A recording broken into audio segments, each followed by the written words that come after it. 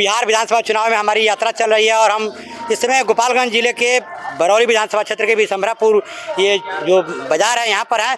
और अभी यहाँ पे कुछ देर पहले जन स्वराज पार्टी के नेता प्रशांत किशोर जी का आगमन हुआ था। आइए देखते हैं प्रशांत किशोर जी मीडिया से बातचीत करते हुए क्या कुछ कह रहे हैं। लोगों ने मन बना लिया है, एक नई व्यवस्था बनने जा रही है। 14 तारीख को बिहार में जन स्वराज जीत कर आ रहा है और आप देखिए क्षेत्र में जो लोगों में उत्साह है, अंडर करंट है। जो जितना गरीब है, जो नीचे जितना गरीब है उतना ज़्यादा वो जन स्वराज के पक्ष में है। अभी छठ का माहौल है। आप देख रहे हैं कि 3 बरस से जो जन स्वराज बात कह रहा है, हर रेलवे स्टेशन पर, हर बस स्टैंड पर बिहार के बच्चे धक्का खा रहे हैं, वहाँ बैठे हुए हैं, उनको आने की सुविधा नहीं मिल रही है। और जो लोग बाहर से आ रहे हैं, गांव-गांव में एक ही बात लोग कह रहे हैं कि इस बार जन स्वराज को जिताना है, जन स्वराज को वोट देने आए हैं। और इससे इतना भाजपा वाले डरे हुए हैं कि अभी इन्होंने घोषणा की थी 2000 स्पेशल ट्रेन चलाने, 12,000 ट्रेन चलाई। इनसे पूछिए कि भाई वो ट्रेन कहाँ गया, वो कहाँ ट्रेन गया। ये लोग जानबूझकर ट्रेन बंद कर रहे हैं ताकि बाहर से लोग न आए। लेकिन जो मजदूर प्रवासी बिहार के लोग बाहर फंसे हुए हैं, वो फोन करके लोग सूचित कर रहे हैं कि भैया चाहे छठ के 2 दिन बाद पहुंचे, लेकिन इस बार वोट जरूर देंगे और हर हालत में भाजपा को, नीतीश को हटाएंगे और नई व्यवस्था जन स्वराज की बनाएंगे।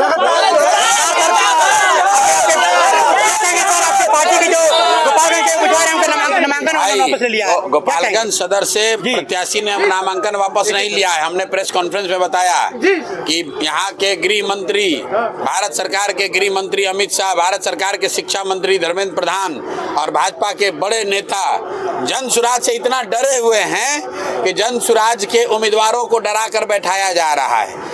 हमने बिहार में बूथ लूट का घटना सुना था। जो लोग चुनाव हारने से डरते थे वो बूथ लूटते थे।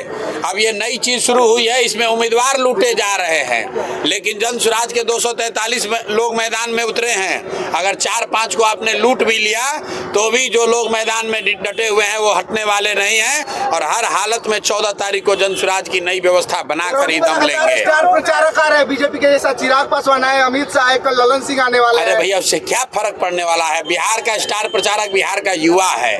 बिहार का युवा है स्टार प्रचारक, जिसने ये तय कर लिया है कि इस बार बिहार में नई व्यवस्था बनेगी। ऐसी व्यवस्था जहां बिहार के बच्चों के लिए पढ़ाई हो, रोजगार हो और हर हालत में छठ के बाद पलायन बंद होना चाहिए। हर घर में एक रोजगार देंगे सरकार में आए तो क्या कहेंगे।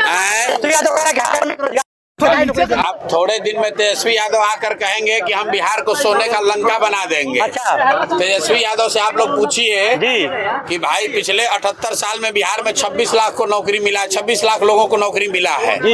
उसमें 13 बरस 18 बरस इनकी अपनी सरकार थी, 15 बरस इनके माँ बाप थे और 3 बरस ये उप मुख्यमंत्री थे। तो 18 बरस के शासन में ये रोजगार नहीं दे पाए और फिर अभी लोगों को बेवकूफ बना रहे हैं कि हम घर घर रोजगार दे देंगे। तो कोई बिहार में इस झांसे में आने वाला नहीं है।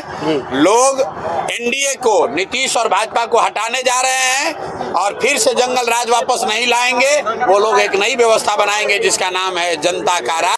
मोदी जी छठ में 12,000 स्पेशल ट्रेन चल रही है। 12,000 क्या स्पेशल ट्रेन चलती है?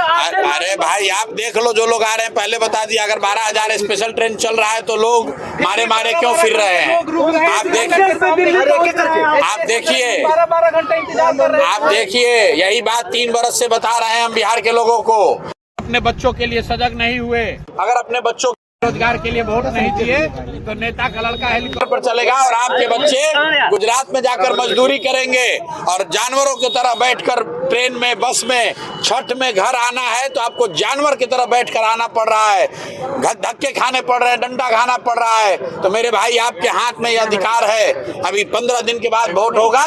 एक बार वोट ऐसा दबाइए ताकि बिहार के बच्चे गुजरात में जाकर मजदूर नहीं बने। और अगर आप नहीं सुधरे और जाति धर्म के नाम 100 रुपया लेकर पीकर अगर आपने वोट दे दिया तो लिख कर रख लो, आने वाली पीढ़ी आपको माफ नहीं करेगी। जिस गरीबी बदहाली में बिहार आज जी रहा है, इसी गरीबी बदहाली में आने वाले पीढ़ी को भी जीना पड़ेगा।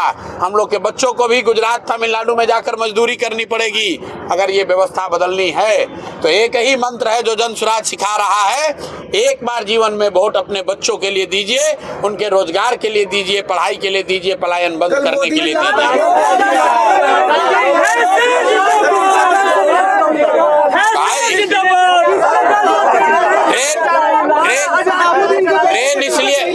आने वाले थे उनको बाहर रोक दिया गया। ट्रेन इसलिए रोका जा रहा है क्योंकि ट्रेन से आने वाला हर प्रवासी बिहारी ये संकल्प लेकर आ रहा है कि इस बार बिहार जा रहे हैं और जन सुराज की व्यवस्था बनाएंगे, वापस नहीं आएंगे। तो ये लोग इतने डर गए हैं।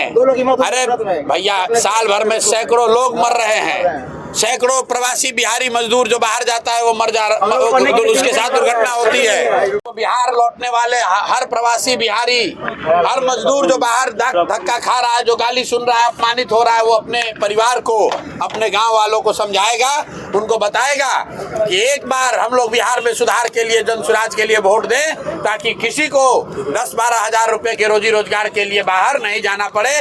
और बरौली विधानसभा में एक पढ़े लिखे सज्जन व्यक्ति फैज अहमद चुनाव लड़ रहे हैं। सब लोग इनको वोट दीजिए, स्कूल के बस्ता छाप पर बटन दबाइए और जिताइए।